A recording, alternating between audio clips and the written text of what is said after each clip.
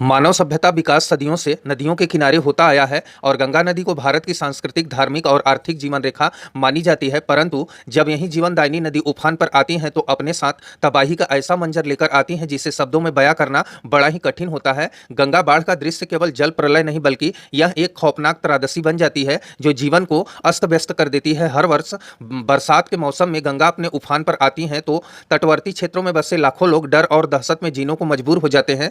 गाँव की गलियां जलमग्न हो जाती हैं, खेल खलिहान पानी में डूब जाते हैं और घर मकान ध्वस्त हो जाते हैं। लोग अपना सब कुछ खोकर सिर्फ जान बचाने की जद्दोजहद में लग जाते हैं। बाढ़ का खौफनाक मंजर तब और भयावह हो जाता है जब रात के अंधेरे में पानी का जलस्तर तेजी से बढ़ने लगता है। लोग सोते हुए भी बह जाते हैं। बच्चों की चीखें, बुजुर्गों को बेबसी और महिलाओं की करुण पुकार, यह सब मिलकर एक ऐसा दर्दनाक चित्र प्रस्तुत करता है जो हृदय को झकझोर देता है। गंगा के तेज बहाव में फंसी नावें पलट जाती हैं, पुल बह जाते हैं और संपर्क मार्ग टूट जाते हैं। गांव में न तो पीने का पानी सुरक्षित रहता है, नहीं खाने की सामग्री उपलब्ध रहती। कारी राहत कार्य अवसर देते पर्याप्त नहीं होते। हजारों परिवार बिना छत के तंबुओं में रहने को मजबूर हो जाते हैं। बच्चे स्कूल नहीं जा पाते और बुजुर्गों की दवा तक समय पर नहीं हो पाती। इस त्रासदी के पीछे कई कारण है। लगातार हो रही जलवायु परिवर्तन की घटनाएं, नदियों के मार्ग में हुए अतिक्रमण, वनों की अंधाधुंध कटाई और नदी तटों पर अवैज्ञानिक निर्माण कार्य यही इन कारणों का कारण है और समय रहते इसे रोका जाए आने वाले वर्षों में बाढ़ की भयावह और भी बढ़ सकती है। मांग की बाढ़ केवल प्राकृतिक आपदा नहीं बल्कि